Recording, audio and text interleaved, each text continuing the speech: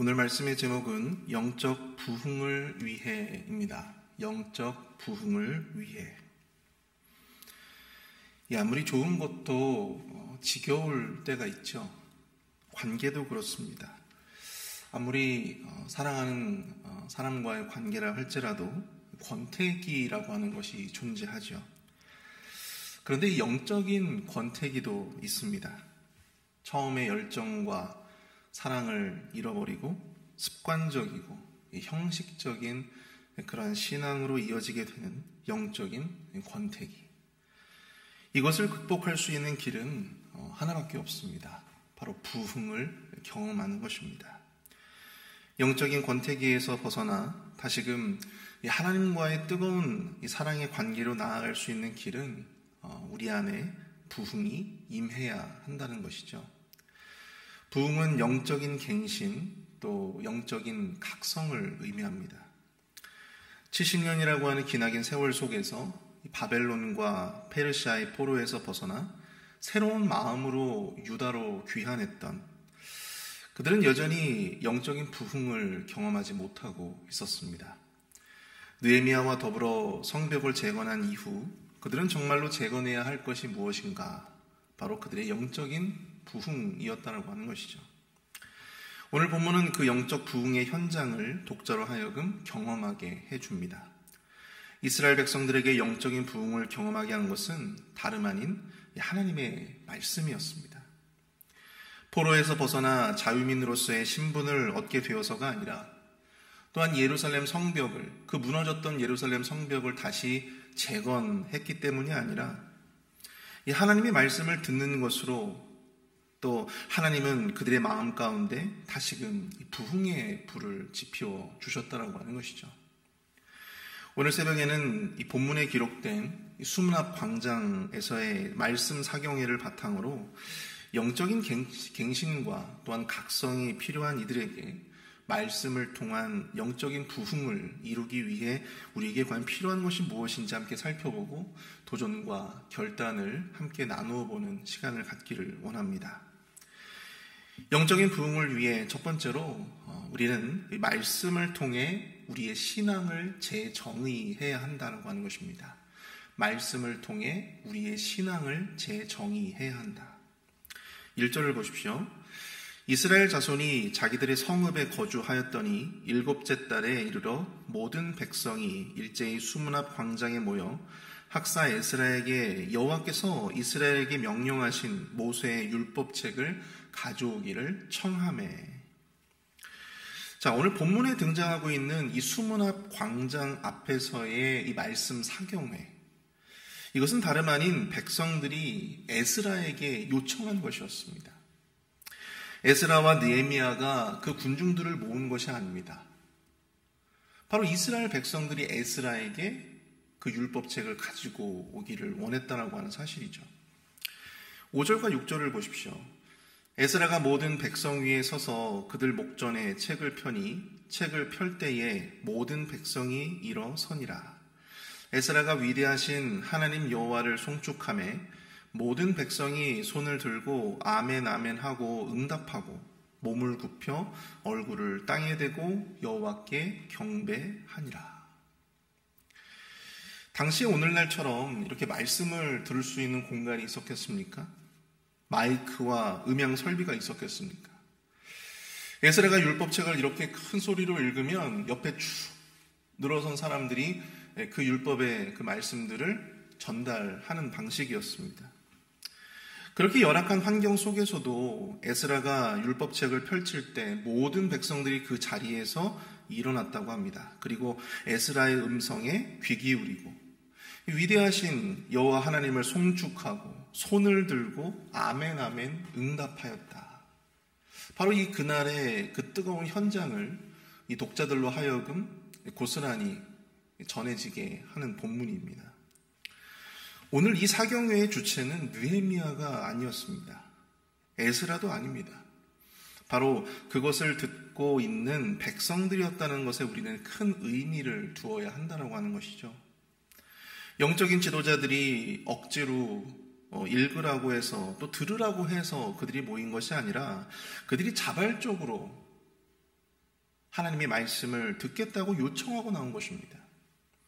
그리고 말씀을 들을 때 그들의 모습을 한번 보십시오. 그들이 얼마나 간절하게 또 얼마나 기대감을 가지고 그렇게 말씀을 듣고 있는가. 그럼 왜 이들이 이토록 말씀에 대한 간절함으로 그렇게 그 자리에 나오게 되었을까요? 저는 그것이 그들의 신앙의 의미를 재정의하기 위해서라고 생각이 되어집니다. 이 사경회가 벌어진 것은 성벽 재건이 마쳐지고 난 다음이었습니다.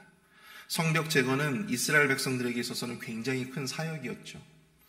느헤미야의 동료로 시작되고 또 느헤미야가 꿋꿋이 그 모든 과정들을 이끌어갔기 때문에 사실 그렇게 성공되어질 수 있었던 것이지만 너무나도 아름답게 완성된 이스라엘 모두가 함께했던 그런 사역이었다라고 하는 것에는 두말할 필요가 없겠죠. 그러나 성벽을 재건만 하고 그들 안에 영적인 부흥, 영적인 갱신, 영적인 각성이 일어나지 않았다면 그것은 그저 그들의 불완전한 삶의 바운더리를 조금 안전하게 그렇게 가꾼 것에 불과했을 것입니다. 그러나 성벽을 재건하고 그들 안에 말씀을 통한 영적인 갱신이 일어남으로 말미암아 예루살렘 성벽 재건이 단순한 어떤 성벽의 재건이 아니라 이스라엘 백성들을 향한 하나님의 언약의 성취, 그리고 이스라엘을 하나님의 고유한 백성으로 여전히 보듬으시고 구별하신다라고 하는 이스라엘만의 정체성을 드러내는 하나님의 사역이 될 수 있었다라고 하는 것이죠. 그러한 의미에서 이 예루살렘 성벽 재건은 굉장히 큰 의미를 담고 있다고 볼 수가 있는 것입니다. 왜 우리의 삶에 권태기가 있습니까? 왜 우리 관계에, 왜 우리의 신앙에 권태기가 존재합니까? 거기에는 특별한 의미가 부여되지 않았기 때문이 아닐까요? 의미도 목적도 없이 신앙생활하고 있어서가 아니겠습니까? 아무런 기대도 아무런 의미도 발견하지 못한 채 예배하고 사역하고 또 봉사합니다. 왜 해야 하는지, 어떤 의미를 품고 해야 하는지도 알지 못한 채 그저 반복되는 신앙의 일상만을 영유하고 있기 때문인 것이죠. 그러니 우리의 삶에, 우리의 신앙에, 우리의 관계에 우리는 권태기를 경험할 수밖에 없는 것입니다. 말씀이라고 하는 것은 그러한 의미에서 우리에게 왜 내가 하나님을 믿어야 하는지, 왜 내가 예배하고 왜 내가 이 교회를 섬기고 헌신해야 하는지, 그것에 대한 하나님의 대답을, 하나님의 뜻을 발견할 수 있도록 도와준다라고 하는 사실입니다. 그리고 그것이 우리에게 우리의 신앙을 재정의할 수 있는, 하나님과 우리 사이의 관계를 재정의할 수 있는 아주 특별한 수단이 되어질 수 있다고 하는 것이죠. 영적인 부흥, 갱신, 회복, 여러분 그것은 다른 것이 아닙니다. 하나님의 말씀이 나에게 특별한 의미, 신앙의 재정의를 해주시는 것입니다. 하나님과의 관계가 나에게 특별한 의미가 되고 내가 지금 하고 있는 이 사역이, 이 섬김이, 이 예배가 나에게 특별한 의미로 와닿게 되어질 때 우리는 그것을 영적인 부흥, 또 영적인 각성이라 말할 수 있는 것이죠. 사랑하는 성도 여러분, 여러분의 신앙의 의미를 찾고 싶으십니까? 여러분의 예배와 여러분의 헌신에 특별한 의미를 발견하고 싶으신가요? 그렇다면 여러분, 말씀에 더 특별한 기대를 가지실 수 있기를 축복합니다. 말씀에 더욱더 주도적으로 참여하실 수 있기를 축복합니다. 우리가 더욱더 말씀 앞에 기대감을 가지고 더욱더 갈급함을 가지고 이 말씀에 다가가야 합니다. 더 주도적으로 말씀을 읽고 더 말씀을 들으셔야 합니다. 더 말씀을 공부하고 또 말씀을 연구하셔야 합니다. 목회자들이 주도하는, 목회자들이 이렇게 권면하고 주도하는 형식의 그런 것이 아니라 여러분들 각자가 말씀에 대한 주도성을 회복하셔야 돼요. 우리 안에 그러한 말씀에 대한 기대와 간절함이 회복될 때 말씀을 통해 우리의 신앙이 다시금 특별하게 재정의되는 그 특별한 은혜가 우리의 심령 가운데, 우리의 신앙 가운데 임하게 될 줄로 믿습니다. 그리고 그것을 토대로 우리의 신앙이 다시금 불타오르고 다시금 우리의 예배가 불타오르고 우리의 봉사와 섬김과 헌신이 불타오르는 영적인 부흥을 경험하실 수 있는 저와 여러분들이 되실 수 있기를 축복합니다. 영적인 부흥을 위해 두 번째로 우리는 말씀에 대한 순종으로 깨달음을 완성해야 합니다. 말씀에 순종함으로 우리의 깨달음을 완성시켜야 한다. 우리 7절부터 9절까지 말씀을 함께 보십시오.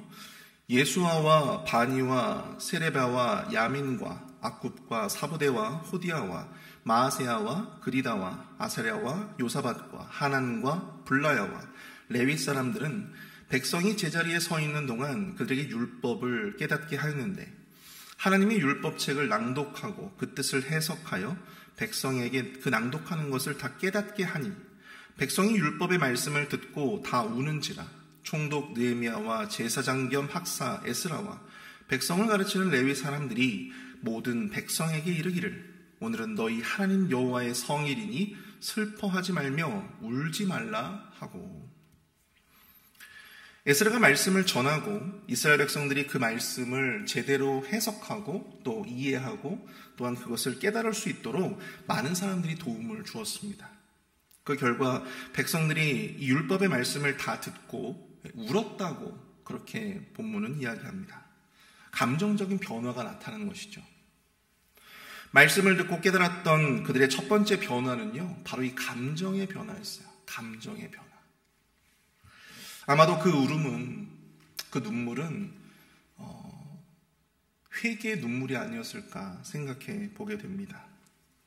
말씀대로 살아야 함에도 불구하고 여전히 죄 가운데 살아가고 수밖에 없었던 자기 자신을 돌아보며 울며 슬퍼했던 것이죠.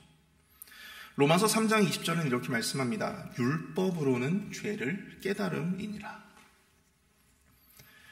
말씀은 우리로 하여금 우리의 죄를 직면하게 합니다. 그것이 죄이고 또 그 죄의 결과가 어떠한지를 깨닫게 되는 것이죠. 그래서 참된 회개 가운데로 나아가도록 우리를 이끌어 주는 것입니다. 말씀에 비추어진 자신의 죄로 인해 고통하고 탄식하는 그런 감정적인 변화가 우리는 이 말씀을 통해서 그 변화가 나타나게 되어진다고 하는 것입니다. 그러나 참된 회개는 이런 어떤 감정적인 변화로만 끝이 나서는 안 된다고 하는 것이죠. 한 단계 더 나아가야 하는 것입니다. 무엇입니까? 바로 말씀의 순종인 것입니다. 16절부터 18절까지의 말씀입니다. 백성이 이에 나가서 나뭇가지를 가져다가 혹은 지붕 위에 혹은 뜰 안에 혹은 하나님의 전뜰에 혹은 숨은 광장에 혹은 에브라임 문 광장에 초막을 짓되 사로잡혔다가 돌아온 회중이 다 초막을 짓고 그 안에서 거하니 눈의 아들 여호수아 때로부터 그날까지 이스라엘 자손이 이같이 행한 일이 없었으므로 이에 크게 기뻐하며 에스라는 첫날부터 끝날까지 날마다 하나님의 율법책을 낭독하고 무리가 이레 동안 절기를 지키고 여덟째 날에 규례를 따라 성회를 열었느니라. 이스라엘 백성들은 에스라가 읽어준 율법책을 듣고 단순히 울면서 어떤 감정적인 변화만으로 끝나지 않았습니다. 그들은 율법을 보고 이스라엘 자손이 초막절을 지켜야 한다라고 하는 말씀을 보게 되었습니다. 그래서 모든 백성들이 초막을 짓고 초막절을 준수해야 한다는 규례대로 곳곳에서 초막을 짓고 그 말씀대로, 그 규례대로 순종하기 시작했다라고 하는 것이죠. 말씀을 통해 단지 감성적인 변화나 깨달음으로 끝나지 아니하고 말씀대로 순종하는 단계까지 나아가고 있음을 보게 됩니다. 이것이 바로 참된 회개이고 이것이 바로 우리 영적인 부흥의 시작인 것이죠. 사랑하는 성도 여러분, 이스라엘 백성들은 이 초막절을 지킴으로써 그들의 조상들이 광야 생활 동안 하나님으로부터 얼마나 많은 은혜와 섭리를 경험했는가, 그들에게 하나님이 어떠한 분이셨는가를 깨달았을 것입니다. 또한 그 초막을 짓고 그곳에서 일주일을 거하면서 그들은 스스로 자신들이 이 땅에 거하는 자들이 아니라 바로 이 나그네 된 존재임을 깨닫고 언제나 하나님만을 바라보며 하나님만을 의지하며 살아가야 한다는, 또 하나님의 백성이라는, 하나님의 자녀라는 어떤 그러한 영적인 정체성과 동질성을 경험했을 것입니다. 그리고 그것을 토대로 그들은 스스로 이스라엘만의 고유한 정체성을 회복할 수가 있었던 것이죠. 이스라엘 백성들이 진정으로 회복해야 했던 것은 여러분 성벽이 아니었습니다. 성벽은 그것을 위한 하나의 도구, 하나의 일이었을 뿐입니다. 하나님 안에서 우리는 한 형제고 한 자매이다. 우리는 세상이 아니라 하나님께 속한 하나님의 자녀들, 하나님의 백성들이다. 바로 그것을 깨닫는 것입니다. 그 동질성과 그 정체성을 깨닫는 것. 그것을 다시 알아가는 것이야말로 예루살렘 성벽 재건을 통해 하나님께서 이스라엘 백성들에게 가르쳐 주시고 싶어 했던, 깨닫게 해주고 싶으셨던 본질이었다라고 하는 사실이죠. 영적인 부흥이라고 하는 것은, 영적인 각성이라고 하는 것은 잠시 잠깐의 어떤 감정적인 변화, 그것이 아닙니다. 말씀을 통해 우리를 향하신 하나님의 뜻을 깨닫고 그것을 순종함으로 그 깨달음을 온전히 내가 온전하게 이해하며 나아갈 때 진정으로 그 영적인 부흥이 우리의 삶에 찾아올 수가 있는 것이죠. 그래서 우리의 삶 전체에 우리가 머무는 곳곳마다 하나님의 뜻과 그 말씀의 원리가 충만해지는 것. 이것이 바로 영적인 부흥인 것입니다. 여러분, 우리가 말씀의 부흥에 대해서 이야기하잖아요. 말씀이 부흥해야 한다. 여러분, 말씀의 부흥이라고 하는 것은 어떤 공동체에 말씀을 전하는 어떤 설교가 더 많아지는 것을 의미하는 것이 아니잖아요. 말씀을 듣고 그 말씀대로 공동체가 운영되어지고 그 말씀대로 성도와 성도 간의 관계가 재정립되는, 말씀의 원리가 우리 교회를, 우리 공동체를 채워가는 것, 이것이 말씀의 부흥 아니겠습니까? 영적인 부흥도 마찬가지라고 하는 것이죠. 영적인 부흥을 통해서 하나님과 우리 사이의 관계가 더욱더 말씀의 원리로 충만하게 채워져 가는 것. 우리의 삶의 일상 속에서 말씀의 원리대로 우리가 선택하고 결정하고 행동하는, 말하는, 생각하는 그 모든 것들이 조금씩 채워져 가는 것. 이게 바로 말씀의 부흥이고 영적인 부흥이 아니겠습니까? 사랑하는 성도 여러분, 순종을 통해 깨달음을 완성하시는 저와 여러분들이 되실 수 있기를 축복합니다. 말씀을 통해 하나님의 뜻을 깨닫고 순종을 통해 하나님의 뜻이, 그 말씀의 원리가 우리의 일상을 채워갈 수 있기를 축복합니다. 우리의 삶을 충만하게 채우며 나아갈 때, 그럴 때 우리는 진정한 영적인 부흥을 경험하게 될 줄 믿습니다. 이 시간 우리 다 함께 오늘 말씀을 생각하시면서 함께 기도하기를 원합니다. 우리의 메마른 신앙, 우리의 메마른 일상 속에서 영적인 부흥을 경험하게 하여 주시옵소서. 말씀을 통해 신앙의 의미를 바로 깨닫게 하여 주시고 순종을 통해 그 깨달음을 완성함으로 우리의 일상과 삶 전체에 하나님의 뜻이, 말씀의 원리가 충만하게 채워져 갈 수 있도록 인도하여 달라고 이 시간 함께 기도하며 나가도록 하겠습니다. 기도하시겠습니다.